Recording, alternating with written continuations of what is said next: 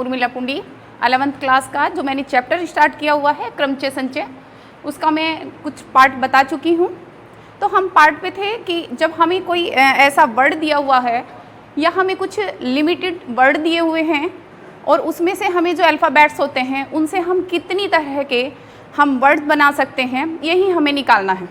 तो हमने पहली बार किया था, हमने ऐसा लिया था जिसमें किसी भी वर्ड की पुनरावृत्ति नहीं थी, लेकिन आज जो अल्फ़ाबेट्स लिए जाएंगे वे पुनरावृत्ति में हैं हमारे। जैसे इलाहाबाद हमें दे दिया गया है इलाहाबाद, और ये कहा है कि जितने भी इसके अल्फ़ाबेट्स हैं उनसे हम कितने सारे बना सकते हैं वर्ड। अब देखते हैं, सबसे पहले तो यही है कि अगर हमें कोई भी कंडीशन नहीं दी गई है कि क्या करना है क्या नहीं करना है, तो हमें टोटल जितने अक्षर हैं, कुल अक्षर हमारे 1 2 3 4 5 6 7 8 और 9, यहाँ 9 है लेकिन कुछ की पुनरावृत्ति हुई है उसे भी बता देंगे। ए कितने हैं हमारे 4 और एल हमारे 2 हैं। तो कुछ ऐसे जिनमें पुनरावृत्ति है उनसे कुल लेकर 9 से लेकर कुल बने शब्द कैसे होंगे, जो हमारे टोटल हैं उनकी संख्या फैक्टोरियल में ऊपर, और जिनकी पुनरावृत्ति है मुझे इससे कोई लेना देना नहीं है कि ये ए है या एल है, बस हमें तो पुनरावृत्ति देखनी है, ये इसकी मल्टीप्लाई नीचे। तो ये कैसे होंगे, टोटल बने शब्द। लेकिन अगर हमारे सामने कोई कंडीशन आ जाए, जैसे ए से शुरू और ए पर समाप्त, या खाली पहले यही देख लेते हैं ए से शुरू। जब ए से शुरू होगा तब हमने पहले भी पार्ट में किया है कि जो भी जिससे शुरू होगा उसका जो प्लेस है वो उसका निश्चित हो गया हमारा, तो इसको हम फिक्स कर लेते हैं। ए निश्चित है हमारा, तो शेष कितने बचे हमारे, शेष बचे हमारे अक्षर 8। और इन 8 अक्षर में ऐसे करके देख लेंगे, 8 अक्षर में हमारे ए तो 3 हैं, जिनमें ए हमारे 3 और हमारे एल 2। ए तो हमारा 1 आ चुका। तो अब हमारे कुल बने शब्द, कुल बने शब्द ये कितने हो जाएंगे, वही प्रोसीजर जो पहले बताया है, फैक्टोरियल 8 अपॉन फैक्टोरियल 3 और फैक्टोरियल 2। ये हमारा सेकंड टाइप है। और अगर हम इसी में एक पार्ट और पूछने लगें कि क्या जब ए से शुरू और डी पर समाप्त, डी पर समाप्त कंडीशन कुछ भी आ सकती है, तब हम क्या करेंगे, 2 हमारे बिल्कुल फिक्स हो चुके हैं। देखो कोई भी कह दिया हमें कि ये बताइए कि जब वो ए से शुरू होता है और डी पर समाप्त होता है, तो जो हमारे बीच के अक्षर हैं उनका सेटिंग करना है और उनसे बताने हैं हमारे कितने बन सकते हैं वर्ड। अब देखना, इसका मतलब है ए तथा डी का स्थान निश्चित, और जब 2 का स्थान निश्चित है तो हमारे जो शेष बचे हैं इन्हें काउंट कर लीजिए, शेष हुए हमारे 7। और इनमें कौन कौन ऐसे हैं जिनकी पुनरावृत्ति हो सकती है, एल हमारे 2 हैं और ए हमारे 3 हैं। तब हमारे बने कुल शब्द कितने हो जाएंगे, ऊपर टोटल और नीचे जिनकी पुनरावृत्ति है। ये हमारा, फिर इसको सोल्व करके ही आंसर देंगे। ये हैं हमारे जब ए से शुरू और डी पर समाप्त होते हैं। एक ऐसा भी इसमें पार्ट आ सकता है कि जब चारों ए साथ आए, जब चारों ए साथ आते हैं। अब देखना बेटा, मैं लिख के बता रही हूँ क्या क्या करना है।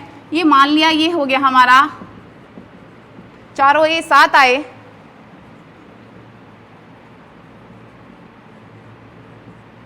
देखना हो गए 9, 1 2 3 4 5 6 7 8 9, 9 के 9 पूरे हैं। लेकिन अगर आपको लगता है कि हमने इकट्ठे लिख लिया है तो ऐसा कुछ नहीं है, हमें तो सिर्फ ये देखना है कि ये जो चारों ए हैं वो हमारे एक साथ होने चाहिए। तो जब भी ऐसा आए कि चारों अक्षर एक साथ आते हैं उनको हम एक मान लेते हैं, तब चारों को एक माना, चारों को एक माना। और अगर मैं इसके नाम का ये मान लूँ कि ये x है, तब कुल हमारे अक्षर कितने हुए, एक चीज़ पर ध्यान देंगे वैसे तो मैं ऐसे भी काउंट कर सकती हूँ 1 2 3 4 5 6, लेकिन हमें मैथ्स की भाषा में बताना पड़ता है, तो हम क्या करेंगे, टोटल में से 4 को 1 माना, तो अब हमारे कितने बचेंगे, वही की वही बात 6। काउंटिंग अब भी यही आई है, लेकिन हमें उसको करके दिखाना है। ये क्या हुआ हमारा कुल अक्षर। तब जिनमें क्या है ये भी तो बताना है, जिनमें क्या क्या पुनरावृत्ति है, इसको तो पूरा 1 मान लिया।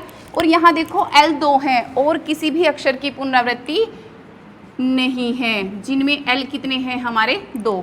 अब बने शब्द, और बने शब्द वही तरीका, टोटल अपॉन फैक्टोरियल 2।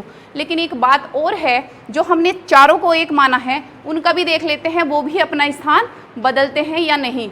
आज तो बाई चांस मेरे साथ ये आया है कि चारों ए एक ही शक्ल के हैं, किसी को कहीं भी बिठा दो तो कोई फ़र्क नहीं पड़ता, ये ए यहाँ आ गया, ये यहाँ आया। अगर ये बाई चांस चारों अलग अलग होते तो वो फैक्टोरियल 4 प्रकार से अपना स्थान अदला बदली करते। अब क्या करना है कि चारों एक से हैं तो केवल ये एक ही प्रकार से अपना स्थान बदलेंगे, चारों ए अपना स्थान एक ही प्रकार से बदलेंगे। तब कुछ उससे मल्टीप्लाई करना है, तब कितने बनेंगे शब्द, केवल यही। अब कुछ इसके बाद जब हमने अक्षर बनाने सीखे हैं, उसके बाद मैं चलती हूँ, एक नया टाइप है हमारा सर्कुलर परमुटेशन। इसके बाद जो वृत्तीय क्रमचय चल रहा है हमारा सर्कुलर परमुटेशन, नाम से ही पता चल रहा है कि जैसे हमें किसी की व्यवस्था गोल क्रम में करनी है, वो 2 तरह से हो सकती है। कैसे कैसे, या तो हमें व्यक्ति बिठाने हों किसी गोल मेज पर। जब हम चौकोर मेज पर बिठाते हैं तो हमें शायद कहीं प्रॉब्लम नहीं आती, सीधा NPR का फॉर्मूला या फिर बैठाने के प्रकार लगा देते हैं। लेकिन जब हमारा गोल क्रम होता है, वृत्तीय क्रम होता है, तब हमें प्रॉब्लम आती है, हमें ये नहीं पता चलता इसकी डायरेक्शन कहाँ से शुरू की जाए। अब देखते हैं वृत्तीय क्रमचय है क्या। 2 बात हो सकती है, जब क्रम का ध्यान हो और जब क्रम का ध्यान नहीं रखा जाता। क्रम का ध्यान किस में रखते हैं, हमेशा जब भी व्यक्ति को बिठाना हो, फोटो खींचना हो, उसकी सेटिंग करनी हो, तभी हमारे क्या होते हैं, क्रम का ध्यान रखा जाता है। यहाँ अभी NPR से ही रिलेटेड है, क्रमचय ही चल रहा है, तो 2 तरह के एग्जाम्पल होंगे। एक ऐसा होगा कि हमारे पास काफ़ी मोती हैं और उन्हें माला बनानी है, या हमारे पास फूल हैं, फूलों की माला बनानी है। तो 2 तरह के क्वेश्चन होंगे इसमें, या तो फूलों की या मोती की माला बनानी है, या बहुत सारे व्यक्ति हैं जिनको हमें गोल मेज पर बिठाना है। तो हमारे पास क्या ट्रिक है कि हम उन्हें बता सकते हैं कि ये कितनी प्रकार से इस गोल मेज के चारों ओर बैठ सकते हैं। तो अब हमारा चल रहा है जब क्रम का ध्यान नहीं रखा जाता, या तो क्रम का ध्यान रखते हैं या क्रम का ध्यान नहीं रखते। एग्जाम्पल, जब क्रम का ध्यान नहीं रखते, फूलों की माला और मोती की माला, और यहाँ जब व्यक्ति गोल मेज पर बिठाए जाते हैं। अब देखना बेटा, यदि कहा जाए कि हमारे पास हमने 15 व्यक्ति बुलाए हैं और हमने कहा है उनको मेज पर बिठाना है। एक तो ये प्रकार हुआ कि टोटल आए और टोटल को मेज पर बिठाना है। एक हमारे पास ये भी है कि 15 व्यक्ति आए, उनमें से हमें केवल 6 को लेना है। तो 15 और 6 ना लेकर मैं क्या कह रही हूँ, N में से R को लेकर व्यवस्थित गोल क्रम में, वृत्तीय क्रम में व्यवस्थित करने के प्रकार। हमें वैसे तो पता है NPR होता है, कब, जब हम लाइन में बिठाते हैं, पंक्ति में बिठाते हैं, ठीक है। और जब हम गोल क्रम में बिठा रहे हैं तो थोड़ा ना थोड़ा चेंज आएगा, और वो होगा हमारा अपॉन में R। फिर यदि हम पूरे के पूरे ले लिए जाएं, यानी कि N में से N को लेकर बैठाते हैं, तब यहाँ NPN हो जाएगा। और उसको हल करने के बाद हमारा क्या आंसर आएगा, जब N में से N व्यक्ति लेकर व्यवस्थित करते हैं फैक्टोरियल n-1। ये फैक्टोरियल n-1 आया कहाँ से, यही बताना है। देखो भाई, ये गोल मेज है और मुझे n व्यक्ति बिठाने हैं, तो मुझे क्या करना पड़ता है, मुझे डायरेक्शन नहीं पता है कि लेफ्ट लूँ या राइट लूँ। तो हम क्या करते हैं, यहाँ हमने एक आदमी सेट कर दिया कहीं भी, और उसका मतलब जब हम कहते थे A से शुरू होता है, यानी कि उसका स्थान फिक्स है। ये हमारा फिक्स हो चुका है एक व्यक्ति। तो इसकी तो कोई वैल्यू नहीं हुई, शेष हमारे कितने बचे n-1। और अगर हमें n-1 व्यक्ति बिठाने हैं, या तो आप इधर से बिठा लीजिए या इधर से बिठा लीजिए, तो हमारे कितने होंगे फैक्टोरियल n-1। तो इसी वजह से ई आया है। अब जब क्रम का ध्यान नहीं रखते, फिर वही बात n में से, और यहाँ एग्जाम्पल कौन है, फूलों की माला, मोती की माला, वही करेंगे। n में से r लेकर व्यवस्थित करने के प्रकार कितने हो जाएंगे, NPR। R ही आता, लेकिन मैं एक एग्जाम्पल इसको एक जोड़ती हूँ कहाँ से, जब हम फूलों की माला पकड़ते हैं तो वो अपने दो हिस्सों में डिवाइड हो जाती है, हाफ हाफ में। तो मैं यहाँ से ट्रिक लगा देती हूँ कि ये NPR/2R। अब फिर वही, अगर टोटल में से टोटल लेना हो, n में से n लेकर बने प्रकार, तो जो यहाँ किया था काम वही है, बस एक थोड़ा सा अंतर आया है, जो मैं बोल रही हूँ कि वो अपने दो हिस्सों में चेंज हो जाता है। तो होता नहीं, लेकिन हम ये अपना याद करने के लिए टिक रखते हैं। ये हुई हमारी फॉर्मूले। अगर मैं इसके ऊपर एक क्वेश्चन बोल दूँ कि 15 व्यक्ति हैं और 15 में से 6 को बिठाना है, तो आप सीधा सीधा बताइए वो कितनी प्रकार से बैठ सकते हैं। तो 15p 6/6 सोल्व करेंगे और आंसर। अगर मैं कह दूँ 15 व्यक्ति हैं, 15 के 15 को गोल मेज पर बिठाना है, तो क्या करेंगे, फैक्टोरियल 15-1। ठीक है, ये क्या हुआ हमारा क्वेश्चन सोल्व करने का तरीका। बिल्कुल यही फूलों की माला और मोती की माला में है। अगर मैं कह दूँ 15 में से 6 मोती लेकर बनी मालाएं कितनी बनेंगी, 15p 6/2 × 6। ऐसे ही पूरे में से लेना है तो फैक्टोरियल 15-1/2। ठीक है, इसी पर मैं 1-2 एग्जाम्पल बता रही हूँ आपको। देखो है क्या, ये क्वेश्चन लिखा हुआ है बेटा कि 12 सदस्यों की समिति है। एक चीज़ और ध्यान रखेंगे बेटा, ये चीज़ चैप्टर पढ़ते हो आप, इसमें आप बहुत सारी चीज़ सीखते हैं, हमारे पास तरीके आ जाते हैं काम को करने के। कैसे कि आपके घर में 12 व्यक्ति आए और वो कमेटी के सदस्य थे, उसे क्या करना है, गोल मेज़ पर बिठाना है। ठीक है, लेकिन एक कंडीशन दे दी गई है, कैसे कि जो मंत्री और उप मंत्री हैं वो सदैव ही प्रधान के पड़ोसी रहते हैं। तो देखते हैं बेटा कैसे करेंगे। अगर हमने यहाँ गोल मेज पर बिठाना है, लेकिन जहाँ भी वो बैठेंगे तीनों एक साथ बैठेंगे, ये प्रधान है हमारा और ये मंत्री है और ये उप मंत्री है, तो तीनों व्यक्ति जहाँ भी बैठते हैं वो तो लिखेंगे। जब कुल व्यक्ति कितने हैं हमारे 12, और हमने कहा मंत्री, उप मंत्री और प्रधान एक साथ बैठते हैं, जैसे अभी किया था, चारों एक साथ आते हैं बैठते हैं, तो तीनों को एक माना, तीनों को एक माना। अब शेष व्यक्ति कितने हुए, शेष भी मत कहो, ये कहो कि कुल व्यक्ति कितने हैं। कुल व्यक्ति कितने हुए हमारे, जैसे भी अक्षर में किया था हमने, 12 में से 3 को एक माना, तो ये कितना हुआ हमारा 10 व्यक्ति। अब हमारे पास कितने बचे हैं 10। इन 10 को गोल मेज पर, भाई 10 के 10 को गोल मेज पर, देखो है तो वे एक्चुअल में 12 व्यक्ति, लेकिन हम क्वेश्चन को सोल्व करना है, उसका मेथड जो देख रहे हैं, 10 को बैठाने के प्रकार कहाँ बैठाया जा रहा है, गोल मेज पर। कितना हो जाएगा बेटा, ये होगा फैक्टोरियल 10-1 यानी फैक्टोरियल 9। अब वही क्वेश्चन जो अभी किया था मैंने, जब हम अल्फ़ाबेट्स लिए हुए थे, तो हमने कहा था अगर वो तीनों व्यक्ति अलग अलग हैं तो वो अपना स्थान भी बदलेंगे। लेकिन आगे एक चीज़ और है यहाँ, उसने कहा है मंत्री और उप मंत्री प्रधान के पड़ोसी रहते हैं, तो फिक्स इनमें भी तीनों में एक है, कौन है, वो है आपका प्रधान। तो प्रधान तो फिक्स हो गया, और मंत्री और उप मंत्री अपना स्थान कितनी प्रकार से बदलेंगे, फैक्टोरियल 2 प्रकार से। तीनों में प्रधान फिक्स है, निश्चित है, और दोनों फैक्टोरियल 2 प्रकार से। कुछ बच्चे 2 प्रकार से बोल देते हैं, अब 2 में तो चल जाएगा, लेकिन मैंने कहा है जब 3 होंगे, 4 होंगे, 5 होंगे तो वहाँ गलत होगा, तो हम कहेंगे तब दोनों फैक्टोरियल 2 प्रकार से स्थान बदलेंगे। कुल बैठाने के प्रकार। ये कितने हो गए हमारे? Factorial 9 into factorial 2। सोल्व करके ही आंसर देंगे। फैक्टोरियल 9 की वैल्यू निकालेंगे, फैक्टोरियल 2 की वैल्यू निकालेंगे, लेकिन अगर ज़्यादा फैक्टोरियल होता है तो कभी भी उसको सोल्व नहीं करते। फैक्टोरियल 2, 3, 4 यहाँ तक सोल्व किया, अगर बड़ी डिजिट है तो कभी उसको सोल्व नहीं करके दिखाते। तो ये तो था हमारा ऐसा, बिल्कुल इसी के जैसा एक क्वेश्चन है हमारा, बहुत ज़्यादा इंपॉर्टेंट होता है। 5 लड़के हैं और 5 लड़कियां हैं, एक गोल मेज पर बिठाने हैं, तो बताइए वो कितनी तरह से बैठ सकते हैं। आज मैंने गोल मेज पर बिठाया है, यही क्वेश्चन ऐसे भी होगा कि 5 लड़के और 5 लड़कियां हैं, उनको एक पंक्ति में बिठाना है। देखते हैं क्या करेंगे। अब ये जो क्वेश्चन दिया हुआ है,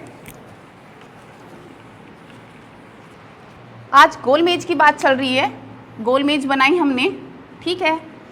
तो देखो बेटा, एक बात दी हुई है यहाँ जो मैंने इसमें छुपाई हुई है। कभी कभी कह देता है कि 2 लड़के साथ नहीं बैठते, कभी कहता है 2 लड़की साथ नहीं बैठती, तो मैं दोनों को ले रही हूँ। जब 2 लड़के साथ नहीं बैठते, जब 2 लड़के साथ नहीं बैठते तो हमेशा यही होती है, जब पंक्ति में बिठाते हैं तब भी और अब भी। जो नहीं बैठना चाह रहा है उन्हें छोड़ देंगे और दूसरे बच्चों को बिठा देंगे। तब कहेंगे पहले 5 लड़की गोल मेज पर बैठाने के प्रकार। मुझे और क्वेश्चन से कुछ लेना देना नहीं है, मैं तो सिर्फ 5 बच्चे गोल मेज पर बैठा रही हूँ। मेज पर बैठाने के प्रकार कितने हो जाएंगे आपके? वही अभी जो हमने तरीका किया है, फैक्टोरियल n-1, ठीक है। अब जब हमने गोल मेज पर बैठा लिया और हमारी 5 लड़कियां बैठ चुकी हैं, देखो ये हमारी गर्ल है, ये भी है, ये भी है और ये भी है, ये भी है। अब वो गोल मेज वाली प्रॉब्लम नहीं रही। क्यों? मुझे 5 लड़के बिठाने हैं, आप या तो इसके इधर से शुरू कर दीजिए या इसके इधर से शुरू कर दीजिए, मेरा स्थान फिक्स है। कितने स्थान हैं? 1, 2, 3, 4, 5। अब शेष 5 लड़के 5 स्थानों पर बैठाने के प्रकार। अब फैक्टोरियल 5-1 नहीं लगेगा, क्या लगाना है? अब तो मुझे पता है सीक्वेंस क्या है, कि या तो मैं इस लड़की के इधर से बिठाना शुरू कर दूं या मैं इधर से बैठाना शुरू कर दूं। तो ये हो गए हमारे लड़के भी बिठाए और लड़कियां भी, तो कुल बैठाने के प्रकार। और जब भी हम पूरा वर्ग करते हैं तब हमें पता चलता है कैसे कैसे कि पहले लड़कियां बिठाई और फिर लड़के बिठाए। तो इसको सोल्व करके क्या आ जाएगा? हमारा आंसर आ जाएगा, ठीक है। ये था हमारा सर्कुलर परम्यूटेशन। अब नया टॉपिक देखते हैं, कॉम्बिनेशन। अभी तक हमने क्या पढ़ा है? परम्यूटेशन मीन्स क्रमचय, जहाँ हम क्रम का ध्यान रखते थे। क्रम का ध्यान कैसे कैसे? कि हमें फ़ोटो खींचने हैं और हमें सिटिंग प्लान करना है। लेकिन आज हम क्या करेंगे, जैसे हमें कमेटी बनानी है, कमेटी हमने 15 आदमी हैं और 10 औरतें हैं, तो हमने क्या कहा, उनमें से इतने व्यक्ति लो और इतनी औरतें लो, उन्हें बनाने के प्रकार। तो यहाँ क्या है, मुझे इस चीज़ से कोई लेना देना नहीं है कि ये व्यक्ति आएगा तो कमेटी अच्छी चलेगी, ये व्यक्ति आएगा तो कमेटी अच्छी चलेगी, उससे हमें कोई लेना देना नहीं है। तो ऐसा क्या होता है हमारा कॉम्बिनेशन। ये टॉपिक है हमारा संचय, कॉम्बिनेशन। हाँ जी, जैसे परम्यूटेशन को P से लिखा था ऐसे ही कॉम्बिनेशन को C से लिखेंगे। N में से R व्यक्ति, अब व्यक्ति का तो कोई चक्कर ही नहीं है, N में से R वस्तु। मैं पहले में भी व्यक्ति तो कन्फर्म ही लगाऊंगी और यहाँ भी लगा सकती हूँ, लेकिन मैं ज़्यादातर व्यक्ति नहीं वस्तु लूँगी। N में से R लेकर बने संचय, यानी कि केवल संचित करना है, क्या हो जाएगा? NCR। और इसका फॉर्मूला क्या है? जैसे NPR का था वही, बस थोड़ा सा करेक्शन है। अभी हमने देखा था कि NPR का फॉर्मूला क्या है? Factorial n upon factorial n-r। अब अगर मैं आपको इनमें रिलेशन कह दूं कि इनमें रिलेशन भी बताइए तो क्या होगा? देखो बेटा, इसका मान आप आराम से निकाल सकते हो। मैंने कहा 12C5, आपको फैक्टोरियल का मान निकालना आता है, इसमें फॉर्मूले में मान रख देंगे और इसका आंसर आ जाएगा। तो ये कोई इतनी बड़ी आपकी बात नहीं है। अब मैं क्या कह रही हूँ, दोनों में संबंध, मैंने NPR भी लिख लिया है, NCR भी लिख लिया है। ये देखना यहाँ ये इतनी चीज़ क्या है हमारी NPR, तो ये हो जाएगा NCR अपॉन फैक्टोरियल R, और ये इसकी मल्टीप्लाई देखो इधर चली जाएगी और ये होगा हमारा NCR और ये NPR। ये क्या है हमारा NPR और NCR में रिलेशन। इस पर एक आधारित क्वेश्चन देखते हैं क्या है। यदि हमें दे दिया गया है कि NPR 720 है और NCR 120 है, तब R की वैल्यू निकालिए। तो आपका मन करे डायरेक्ट इसमें रख दीजिए मान, और नहीं मन करता तो आप इन्हीं फॉर्मूलों में रख लेंगे। तो मैं फ़िलहाल तो इस फॉर्मूले का यूज़ कर रही हूँ। R का मुझे पता नहीं है क्या है, देखोगे फैक्टोरियल R NCR की जगह क्या लिखेंगे 120 और इसकी जगह लिखेंगे, देखो ध्यान से इधर मैं कह रही हूँ, अगर फॉर्मूला नहीं याद होता है तो इनमें मान रख लेंगे, दो इक्वेशन बनेंगे, डिवाइड कर देंगे और उनको सोल्व कर देंगे। तो ये हमारा ये हुआ हमारा ये। अब बहुत सारे क्वेश्चन में ऐसी प्रॉब्लम आएंगी आपके सामने कि इधर तो फैक्टोरियल नहीं है और इधर फैक्टोरियल दिया हुआ है, तो आप इसके 6 के ऐसे टुकड़े कर दीजिए, इसके फैक्टर ऐसे कर दीजिए कि वो आपका किसी ना किसी का फैक्टोरियल बन जाए। ये बनेगा 3 2 1 और ये हो जाएगा बेटा आपका फैक्टोरियल 3, R का वैल्यू 3। तो हमें R की ही वैल्यू पूछी थी और हमारा R का वैल्यू ऐसे निकल आएगा। अच्छा क्वेश्चन है, लेकिन देखो कितना शॉर्ट में हुआ है, और शॉर्ट भी कुछ नहीं है, फॉर्मूले याद थे हमें और हमने कर दिया। एक और टॉपिक है इस पर, पूरक संचय, कॉम्प्लीमेंट्री कॉम्बिनेशन। पूरक क्या होता है, पूरक हमें यानी कि उसमें क्या ऐसा ऐड करूं कि वो उसकी पूर्ति कर दे। कैसे, NCR is equal to NCR N-R। देखना ध्यान से कैसे, ये एक हमारी पूरक संचय है, यानी किसी भी NCR की वैल्यू किसके बराबर होती है, NC N-R के। जैसे मैंने कहा 12C 5 का मान उतना ही होगा जितना 12C 12 - 5 का। तो ये इसी को बोलते हैं हम पूरक संचय। ये मैंने क्वेश्चन बताया, ठीक है। तो ये क्या है हमारा पूरक संचय। एक और फॉर्मूला है जिस पर बहुत सारे क्वेश्चन आए हुए हैं इसके, देखो है क्या कि अगर देखो जिन संख्याओं को लिया गया है उनकी संख्या फिक्स है, NCA is equal to NCB, यानी ये इक्वल हैं, तो हमेशा एक प्रॉपर्टी लगेगी A + B = N। कैसे, बहुत सारे क्वेश्चन दिए हुए हैं इस पर, और है कैसे ये, इसका मीनिंग देखते हैं। यहाँ से NCA is equal to NC, भाई अगर मैंने ऐसे ही कंपैरिजन कर ली तो मेरा N वैल्यू फंसेगा ही नहीं, इसमें आएगा ही नहीं।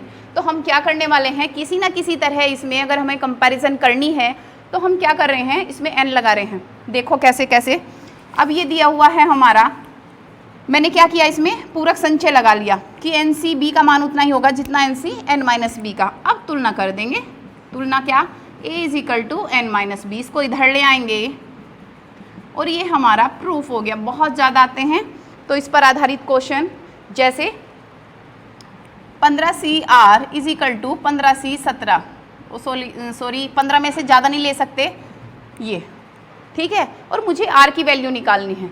तब आप क्या करेंगे, जो अभी इधर प्रॉपर्टी बताई है उसी के अकॉर्डिंग, और R इज इक्वल टू 12।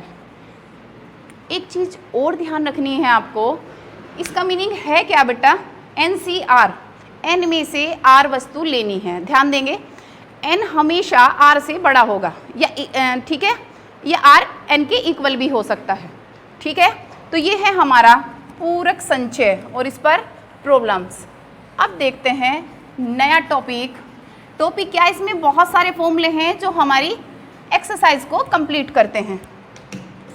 इसके बाद है हमारा पास्कल नियम। बहुत ज़्यादा क्वेश्चन आते हैं, प्रूफ करने के लिए आता है। ये है क्या, आपने फिजिक्स में भी पढ़ा है, लेकिन ये फिजिक्स वाला पास्कल नियम नहीं है क्या, देखते हैं। NCR प्लस NCR-1, देखो ध्यान से इधर, अगर ये दोनों n इक्वल हैं और इनमें क्रम से 1 का अंतर है, तो इसका जो टोटल होगा वो किसके इक्वल होगा, ऊपर 1 ऐड हो जाएगी और यहाँ ज़्यादा वाला। देखो ध्यान से, NCR plus NCR-1 is equal to N+1CR। अब कुछ क्वेश्चन है हमारे, इस पर कैसा क्वेश्चन आ सकता है आपका,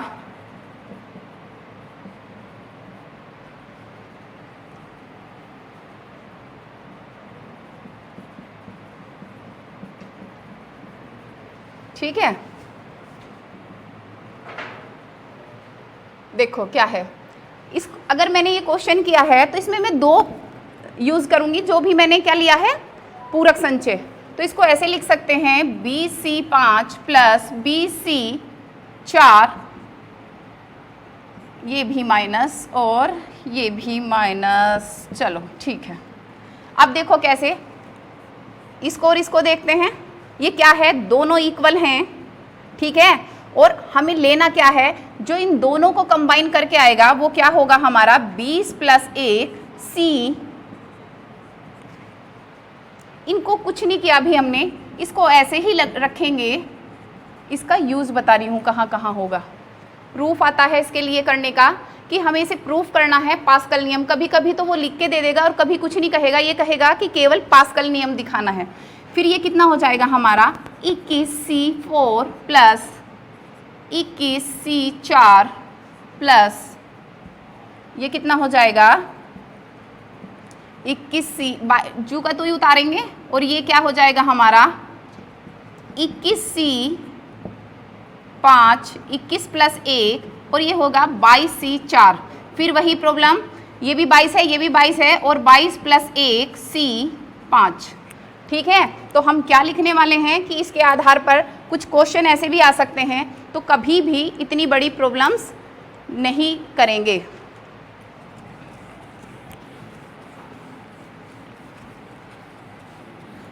एक दो क्वेश्चन बता रही हूँ, ठीक है। मैंने कहा है इस पर आधारित जो क्वेश्चन होंगे वो कैसे आएंगे कि या तो खिलाड़ियों का चयन करना है या हमारी समिति बनानी है। एक क्वेश्चन करा रही हूँ इसका कि 14 खिलाड़ी का चयन करना है,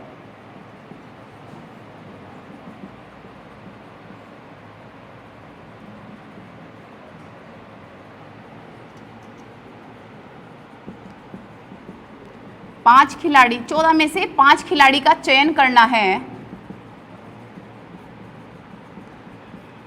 दो बातें हो सकती हैं। अगर मेरे पास कोई भी कंडीशन ना होती तो मैं सीधा सीधा लिख देती कि 12 में से मुझे 14 में से 5 छांटने हैं, 14C5, क्योंकि केवल संचय चल रहा है, मुझे उससे कोई लेना देना नहीं है कौन खेलता है कौन नहीं खेलता है। अगर ये खेलेगा तो अच्छा खेलेगा, उससे कोई प्रॉब्लम नहीं है। जब भी हम समिति करते हैं तो इसका आंसर सीधा सीधा आ जाता है हमारा 14C5।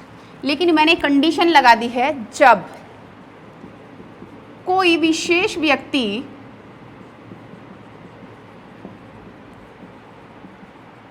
सदैव चुना जाता है।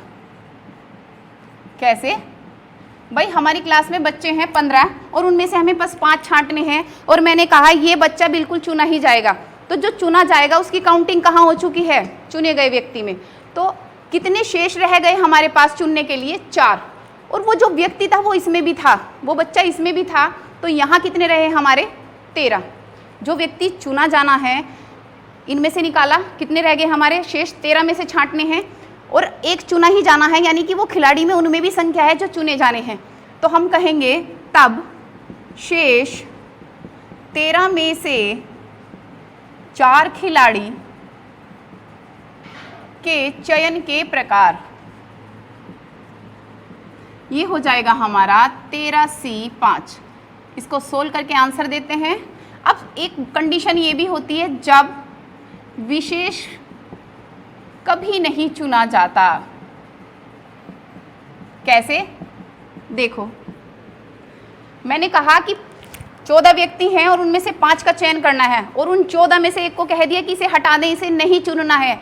तो कितने रह गए हमारे व्यक्ति? 13, और 13 में से चयन 5 का ही करना है। तब हमारी क्या कंडीशन होगी? तब 13 में से 5 व्यक्ति चयन करने के प्रकार, उनको चुनने के कितने प्रकार हैं हमारे? 13C5। तो कंडीशन कुछ भी हो सकती है, ऐसे ही खिलाड़ी हो सकते हैं कि हमारे 15 बैट्समैन हैं और इतने हमारे बल्लेबाज हैं, उनमें से चुनने हैं, तब हम उनको चुन सकते हैं।